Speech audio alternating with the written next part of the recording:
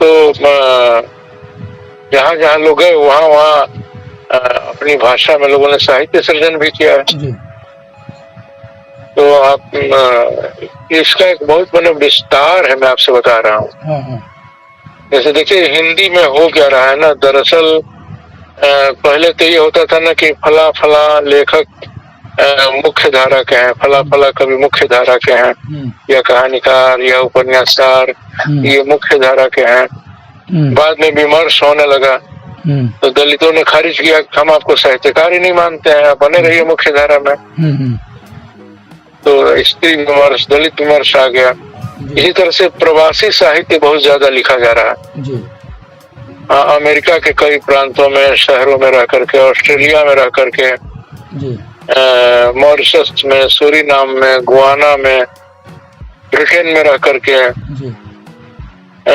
बहुत सारे लोगों ने लेखन किया है।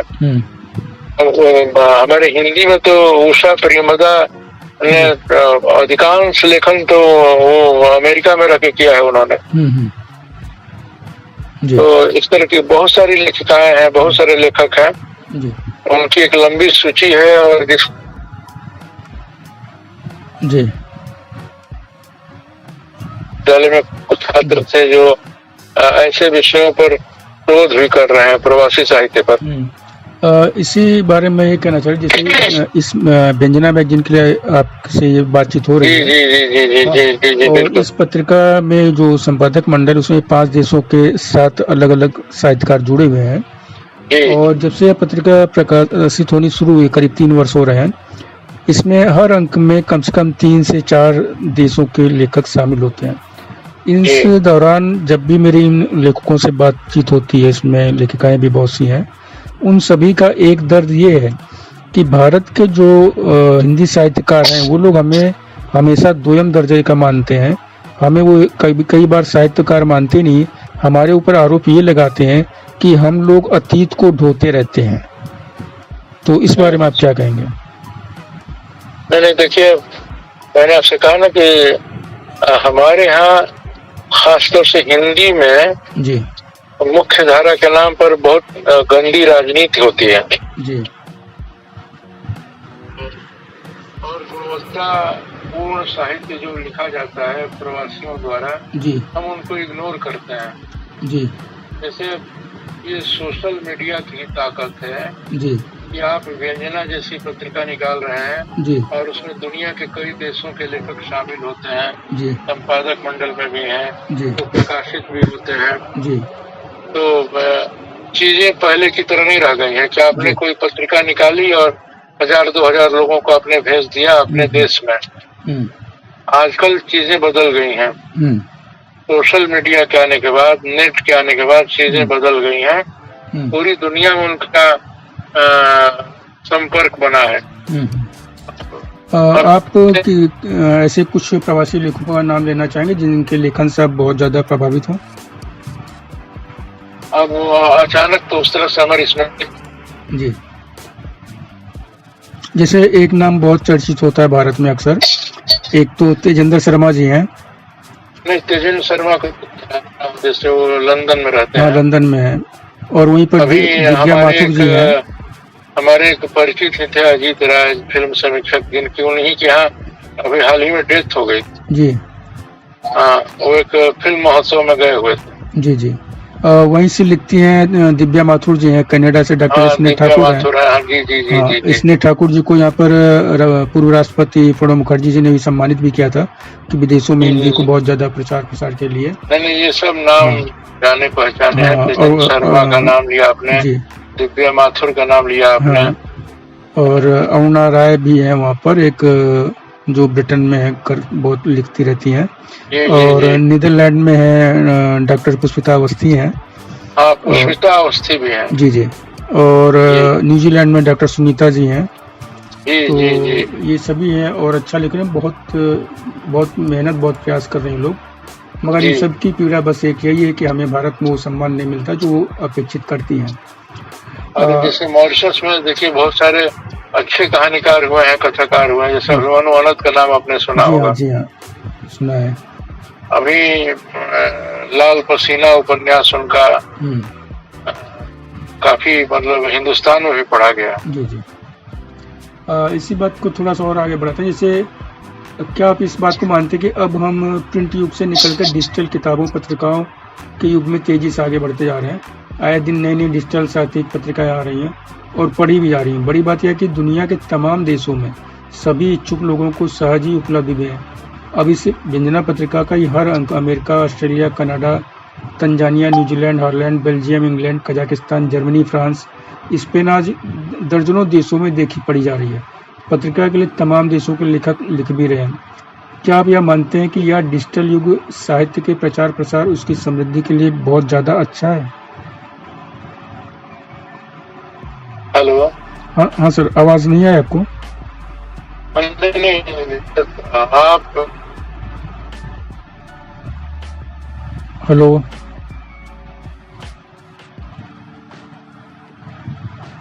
हेलो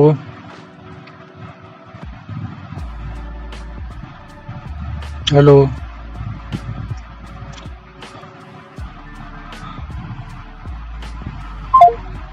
पहले आप देखिए कि हमारे देश में श्रुति की परंपरा थी, वाचिकता की परंपरा थी। जी जैसे कोई ऋषि है जी कोई गुरु है, वो अपने शिष्यों को, ऋषियों को, वेद मंत्रों को रटा देता था, उनकी स्मृति में डाल देता था जी।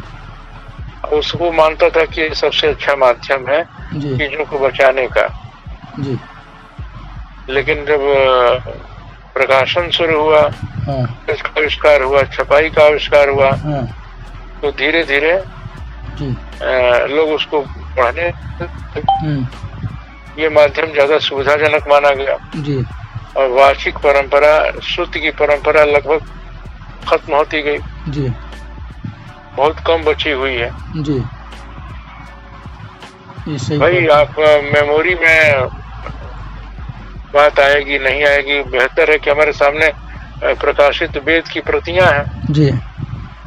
उसी तरह से आजकल का जो दौर है कि प्रिंट मीडिया को डिजिटल जो माध्यम है जी, वो उसको रिप्लेस कर रहा है जी जी। आने वाले दिनों में डिजिटल ही मुख्य होगा जी, मेरा ऐसा मानना है जी जी। सही। और जो प्रिंट मीडिया है वो पीछे चला जाएगा जी। जैसे अभी आप चले जाइए संस्कृत पाठशालाओं में, विश्वविद्यालयों में, तभी वेद की ऋचाएं या कुरान की आयतें लोग रटाते हैं ना जी जी। अभी भी जो धार्मिक शास्त्र है तो लोग वो बच्चों को रटाते हैं जी जी। वो अलग बात है कि वो परंपरा अभी भी कंटिन्यू कर रही है, चल रही है जी जी। लेकिन वो मुख्य धारा नहीं है। वो एक धार्मिक कारणों से हो रहा है, मुख्य धारा की बात तो नहीं है। एक चीज और मैं आपसे पूछना चाह रहा था, जैसे मानस पाठ आपको बचपन से प्रिय है, निराला की राम की शक्ति पूजा का आप बहुत ही प्रभावपूर्ण ढंग से पाठ भी करते हैं। मुझे जहाँ तक याद आ रहा है, राम की शक्ति पूजा में जी एमए में लगभग 26 सालों तक पढ़ाया जी जी। तो मुझे जहाँ तक याद आ रहा है कि बात 2011 की, एक बार राम की शक्ति पूजा का आपने भावपूर्ण पाठ किया था, मैंने सुना भी था, आज भी भूला नहीं मुझे। तो मेरा प्रश्न ये है कि आपके जो प्रिय कालजयी रचनाकार संत तुलसीदास जी हैं, उनके जन्मस्थान को लेकर विवाद 500 साल बाद आज भी बना हुआ है, जबकि समाधान न मिलने का मुख्य कारण आप क्या मानते हैं? लगभग देखिए, नहीं लगभग अब तो मान लिया गया है। इस दिशा में प्रोफेसर सूर्य प्रसाद दीक्षित जी ने अच्छा काम किया है जी जी। और इनकी पूरी टीम ने मिलकर जो काम किया है उसमें हमारे कॉलेज में भी कुछ हिंदी के ऐसे पुराने प्रोफेसर थे जिन्होंने लगभग ये प्रमाणित करने की कोशिश की है जी कि तुलसीदास का जो जन्म क्षेत्र है वो गोंडा में पस्का के पास जो राजापुर है वही है। और रामलला नहछू जो उनकी प्रारंभिक कृति है उसकी जो भाषा है उसमें बहुत सारे जो शब्द हैं ये कहते हैं कि गोंडा के आसपास की है। सूर्य प्रसाद जी ने जो अभी जल्दी उनकी किताब भी आई, छोटी सी पुस्तिका, जिसमें इसे स्थान जन्म स्थान को लेके, तो उसमें 3 स्थानों का बात की है उन्होंने। मतलब अभी भी एक स्थान पर एक मत नहीं बन पाया, 3 स्थानों की बात अब भी कर रहे हैं, वो भी कर रहे हैं और उम्मीद करते हैं कि आगे बहुत जल्दी इस पर किसी एक पर नाम पर सहमति बन जाएगी। एक नहीं, लेकिन जहाँ तक मेरी जानकारी है कि जो गोंडा में सुकर खेत है, सुकर खेत, और वहाँ जो राजापुर है, वहाँ तो लोगों ने, हमने बहुत पहले लेख पढ़ा था, हमारे कॉलेज में हिंदी के थे, एक शुक्ल जी जो पहले विभागाध्यक्ष थे वहाँ पर, जी जी, भोलानाथ भ्रमण के बाद दूसरे विभागाध्यक्ष थे MLK PG कॉलेज बलरामपुर में। तो उसमें उन्होंने ये दिखाने की कोशिश की थी कि राजापुर में बहुत सारे कागजात भी मिले हैं जमीन के, जिससे ये प्रमाणित होता है कि उनकी वंशावली मिली है तुलसीदास की। वैसे मैं आपसे ये बताऊं कि इन विषयों में मेरी ज्यादा दिलचस्पी कभी रही नहीं। जी जी, ठीक। लेकिन जैसे एक हिंदी का प्रोफेसर होने के नाते और एक MLK PG कॉलेज में पढ़ा रहा था, तो बहुत सारी ऐसी चीजों के बारे में भी मैं पढ़ लेता था या कुछ जानकारी कर लेता था। लेकिन मेरे अध्ययन का जो विषय है वो आधुनिक साहित्य है। जी जी, आपके समकालीन साहित्य है। आपके क्योंकि प्रिय कवि हैं और बचपन से आप पढ़ रहे हैं, तो मैंने सोचा इस पर भी आपसे एक बात हो जाए, इसलिए मैंने पूछा। नहीं, जैसे देखिए मैं आपको बताऊं कि तुलसीदास हिंदी के बहुत बड़े कवि हैं। जी, नामवर सिंह ने और तमाम लोगों ने, रामविलास शर्मा ने, सबने कहा है कि तुलसीदास सहस्राब्दी के सबसे बड़े कवि हैं। जी, उनकी विसंगतियां काव्य की या उनके जो वैचारिक विरोधाभास हैं, उनके काव्य के जो अंतर विरोध है, वो अपनी जगह पर है। जैसे मैं मानता हूँ कि तुलसीदास की वैचारिकी जो थी वो वर्ण व्यवस्था और जाति व्यवस्था के पक्ष में थी। जी, प्रेमचंद ने भी ऐसा कहा है कि भाई तुलसीदास बहुत बड़े कवि हैं, लेकिन जिस तरह से उन्होंने वर्ण व्यवस्था का समर्थन किया है, हम उसके पक्ष में कभी खड़े नहीं हो सकते। वो उचित नहीं है। जैसे देखिए, तुलसीदास को एक बहुत बड़ा कवि मैं मानता हूँ, लेकिन आधुनिक दृश्य से विचार करने पर मुझे लगता है कि बहुत सारी बातें ऐसी हैं जिनसे आपकी असहमतियां भी हो सकती हैं। उन असहमतियों के बाद भी तुलसीदास काव्य कला और बहुत सारी चीजों को लेकर के बहुत बड़े कवि हैं। सही कहा। एक मैं मानता हूँ, मैं उनके उनमें उनकी उस वैचारिकी का पक्ष नहीं लेता। सहमत हूँ मैं इससे। अभी देखिए बहुत बड़ा विवाद खड़ा हुआ था, अभी विश्वनाथ त्रिपाठी ने तुलसीदास को प्रेमचंद का पूर्वज कह दिया, या कह दिया कि प्रेमचंद उनके पुत्र के समान है। तो इसको हिंदी में वीरेंद्र यादव ने, जो आलोचक है लखनऊ के, इसका विरोध किया। उन्होंने कहा कि नहीं, ऐसा नहीं होना चाहिए, नहीं किसी चीज का ऐसा नहीं, प्रमाण के साथ बात होनी चाहिए केवल। नहीं, देखिए अभी आलोक वाजपेयी नाम के एक व्यक्ति हैं जो विश्वनाथ त्रिपाठी से मिलने गए, बाद में उन्होंने अपनी फेसबुक वॉल पर लिखा कि मैं मिला विश्वनाथ त्रिपाठी से, तो उन्होंने कहा कि प्रेमचंद तो तुलसीदास के मानस पुत्र हैं। और अभी निर्भय देवयांश ने, जो लहक के संपादक हैं, एक ऑडियो इंटरव्यू लिया विश्वनाथ त्रिपाठी का, जिसमें विश्वनाथ त्रिपाठी ने ये स्वीकार किया कि हाँ, मैंने ऐसा कहा है। उनको इस पे विचार करना चाहिए फिर से। हाँ, वो मैंने सुना भी है। लिखा है कि नहीं, प्रेमचंद उनके मानस पुत्र हैं, तुलसीदास उनके पूर्वज हैं। लेकिन विश्वनाथ त्रिपाठी ये भी कहते हैं कि प्रेमचंद ने भी तुलसी की प्रशंसा की है, उनको महाकवि, बड़ा कवि माना है, लेकिन उनका जो वर्ण और जाति को लेकर के दृष्टिकोण है, उसका प्रेमचंद ने विरोध किया। नहीं, जो बात आपने कही ना कि वो बतौर कवि बहुत बड़े कवि हैं वो, इसमें कोई संदेह नहीं, लेकिन विचारों की अगर बात करी जाए तो उन्होंने वर्ण व्यवस्था की, जात पात की अगर उसकी जो है उसका विरोध नहीं किया है, उसके पक्ष में है, तो ये कहीं से भी सहमति के लायक नहीं है। असहमति जरूरी है उसको। नहीं, जैसे विश्वनाथ त्रिपाठी ये कहते हैं ना कि जैसे कबीर में भी सब कुछ अच्छा नहीं है। जैसे कबीर को इतना बड़ा आप लोग क्रांतिकारी मानते हैं, प्रगतिशील लोग, तो कहते हैं कि अरे भाई उसकी प्रशंसा में भी तो सबसे अच्छा एक ब्राह्मण नहीं लिखा हजारी प्रसाद द्विवेदी ने जी। लेकिन वो ये कहते हैं कि कबीर कहते हैं कि हम जाति और वर्ण का विरोध करते हैं, ब्राह्मणवाद का उन्होंने विरोध किया है, लेकिन कबीर नारी की निंदा भी करते हैं। वो कहते हैं ना कि नारी की छाया पड़त अंधा हो तो भुजंग, जाने उनकी कौन गति जो नित नारी के संग। तो ऐसे ही वो कहते हैं कि जब कबीर को आप माफ कर देते हैं तो तुलसी को क्यों नहीं? उनके स्त्री विरोधी विचारों को आप दरकिनार करके उनको हीरो बनाते हैं। तो तुलसीदास के जो कमजोर पहलू हैं उनको भी दरकिनार करके उनकी अच्छाइयों को नहीं उभार सकते हैं। ये उनकी बात सही है, बात जो है स्पष्ट और मतलब अपने क्लासिक को, अपनी परंपरा के जो बड़े कवि हैं उनको कैसे पढ़ें, उनके साथ कैसा सलूक करें, ये एक मतलब सलीका होना चाहिए ना। आप तुलसी को गाली देने लगेंगे? नहीं, गलत गाली किसी को भी नहीं दिया जाना चाहिए। आप उसके विचारों से सहमत है वो आपकी बात है, आप अपने विचार रखिए, ठीक है। आपको बताऊं यहाँ सहमत की जो बात है, आपको याद होगा बात अप्रैल 2018 की है, मेरा एक कहानी संग्रह आया था, उसके विमोचन का अवसर था। तो अभी जैसे आलोचक आदरणीय वीरेंद्र यादव जी की बात हो रही है कई बार इस बातचीत में, तो मैं उनके पास भी गया था, उनको भी आमंत्रित किया गया था, संग्रह हमने दिया था। उसकी एक कहानी को लेकर वैचारिक रूप से वो घोर असहमति उन्होंने प्रकट करी। तो हमने उनसे यही कहा कि ठीक है, वो आपके विचार है, मेरे अपने विचारों मैंने लिखा है, आप आइए कार्यक्रम में और अपने विचार वहाँ पर रखिए। लेकिन वो उसके लिए तैयार नहीं हो पाए। लेकिन उन्होंने ये या कुछ इस तरह की बात ऐसा कठोर या इस तरह की बातें नहीं की कि किसी को एकदम नकार दिया जाए, कर दिया। तो उन्होंने कहा आपका अपना विचार है, वो मेरा विचार है।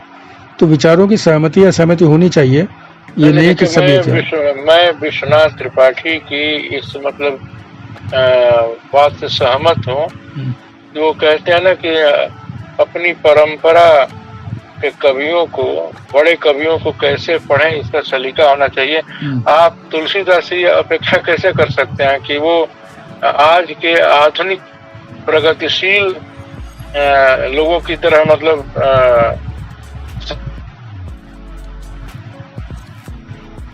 15वीं-16वीं सदी में वो जब लिख रहे थे अपने परिवेश के समय जैसा समझ रहे थे वो लिख रहे थे। वो एक आगे चलकर कैसा समाज आएगा, क्या आएगा, उसको सोच सकते थे, दूरदर्शी कवि थे, सोच सकते थे, इमेजिन कर सकते थे। लेकिन एकदम एग्जैक्ट वही हो ऐसा तो नहीं हो सकता। तो मैंने जैसे देखो, मैंने एक जगह अपनी बात रखी थी कि वाल्मीकि ने रामायण में सीता की अग्नि परीक्षा दिखाई है, शूद्रक शंभु का वध दिखाया है, शूद्र शंभु का वध दिखाया है। तो आप देखिए कि तुलसीदास जब रामचरितमानस लिखते हैं अपने समय में, तो उनके पहले कबीर पैदा हो चुके थे। तो तुलसी ने सीता की अग्नि परीक्षा और शंभु के वध का प्रसंग हटा दिया है। ये एक बहुत बड़ी मतलब वो थी ना बात थी, प्रगतिशील जो सोच थी उनकी, उसको प्रकट करता है।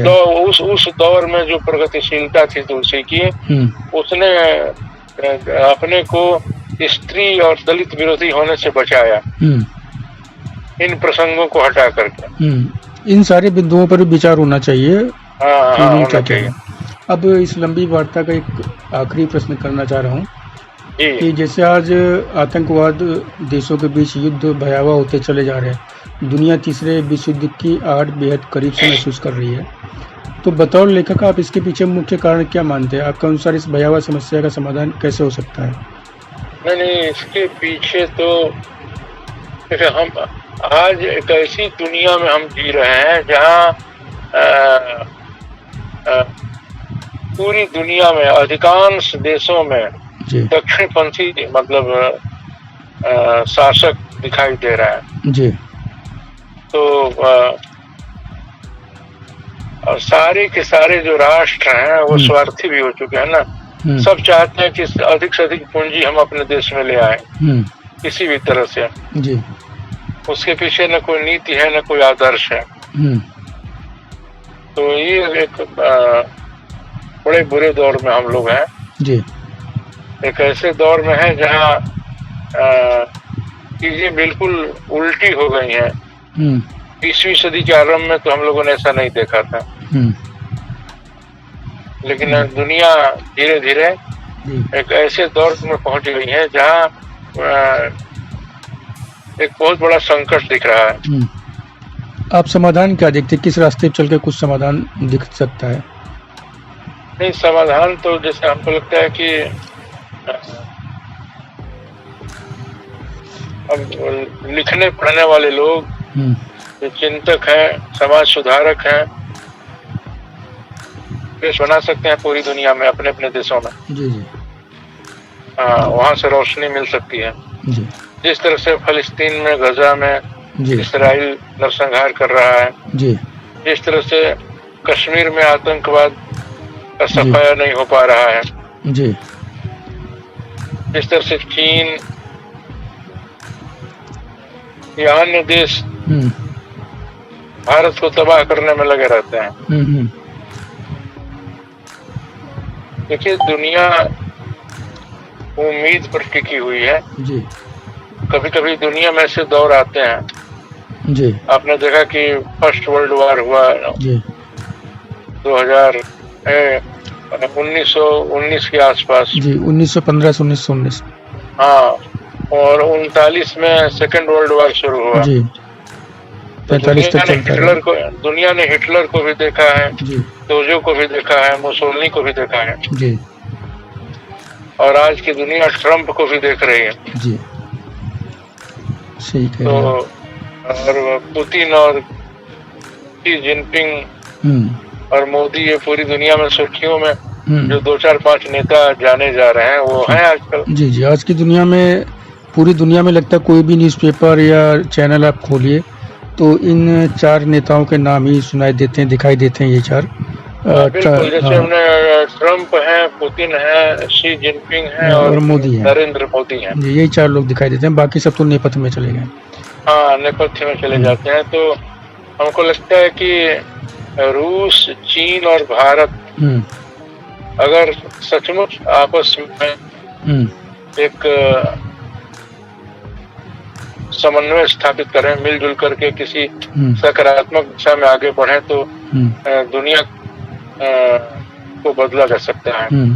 परिस्थितियां ऐसी लग रही हैं कि जो ये तीनों देखिए, अभी 1991 में जब ग्लोबलाइजेशन शुरू हुआ जी, तो बहुत सारे कवियों ने कविता लिखी, मैंने भी कविता लिखी एक कि कोई नहीं है गोलकीपर भी, मतलब दुनिया यूनिपोलर हो गई है, एक ध्रुवीय हो गई है। लेकिन इन सारी नकारात्मक स्थितियों के बीच भी जो एक सकारात्मक बात मुझे दिख रही है वो ये कि दुनिया यूनिपोलर अब नहीं है। हाँ, अब बहुत ध्रुवीय हो गई है। अमेरिका के रूस, चीन और भारत के साथ आने के बाद मुझे लग रहा है कि दुनिया अब एक ध्रुवीय नहीं रह गई है, बहुत तेजी से और कई सारे ध्रुव दिख रहे हैं। रूस भी एक ध्रुव दिख रहा है, चीन भी दिख रहा है, भारत भी है, भारत भी दिख रहा है। तो भारत, अमेरिका चाहता है कि दुनिया यूनिपोलर बनी रहे, पुतिन भी चाहते हैं कि दुनिया एक ध्रुवीय से 2 ध्रुवीय हो जाए, चीन भी चाहता है कि 2 ध्रुवीय हो जाए, 3 ध्रुवीय हो जाए। वास्तव में अमेरिका के बाद सारे देश चाहते हैं कि अमेरिका की जो दादागिरी है, एक ध्रुवीय जो अपना बना रखा है उसने, वो खत्म हो। देखिए, भारत एक ऐसा देश है ना जो चाहता है कि दुनिया मल्टीपोलर हो जाए जी, दुनिया बहुत ध्रुवीय हो जाए जी। हाँ, ये भारत शिद्दत से चाहता है जी जी, जैसे अमेरिका नहीं चाहता है जी, चीन भी उतनी ईमानदारी से नहीं चाहता होगा। नहीं, वो तो अमेरिका का स्थान लेना चाहता है। ये तो परिस्थितियां है कि इनको भारत और रूस के साथ लाके खड़ी कर रही है। देखिए, आप इसको ऐसे कर सकते हैं ना कि अमेरिका चाहता है कि अमेरिका का दबदबा पूरी दुनिया में बना रहे, अमेरिका पूरी दुनिया का दादा बना रहे जी। चीन चाहता है कि अमेरिका को हम बेदखल कर दें जी। चीन भी चाहते हैं कि मतलब हमारा दबदबा बना रहे। क्या आप ऐसा कोई संकेत नहीं पाते हैं मोदी की राजनीति में कि वो स्वयं भी उस स्थान को पाना चाहते हैं, वो भी चाहते हैं? नहीं, देखिए, ट्रम्प, पुतिन और शी जिनपिंग, इनसे मैं भिन्न मानता हूँ, क्योंकि भारत एक ऐसा देश रहा है ना जहाँ की तासीर ऐसी रही है कि हम कभी भी विस्तारवाद में एक तो विश्वास नहीं करते। दूसरी बात की भारत हमेशा चाहता है कि दुनिया मल्टीपोलर बनी रहे, बहुध्रुवीय बनी रहे। न तो अमेरिका का दबदबा हो, न चीन का, न रूस का दबदबा हो, बहुत सारे पोल्स हो, बहुत सारे ध्रुव हो और दुनिया का विकास हो।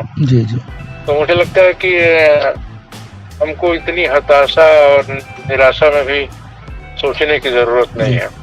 तो अब हम लोग आशा ही कर सकते हैं कि दुनिया बहुत जल्दी बेहतर होगी और खासतौर से जो निचले पायदान पर खड़ा व्यक्ति या समाज है उसकी भी सारी समस्याएं खत्म होगी और साहित्यकार का उसमें बड़ा योगदान होगा, साहित्य का भी बड़ा योगदान होगा।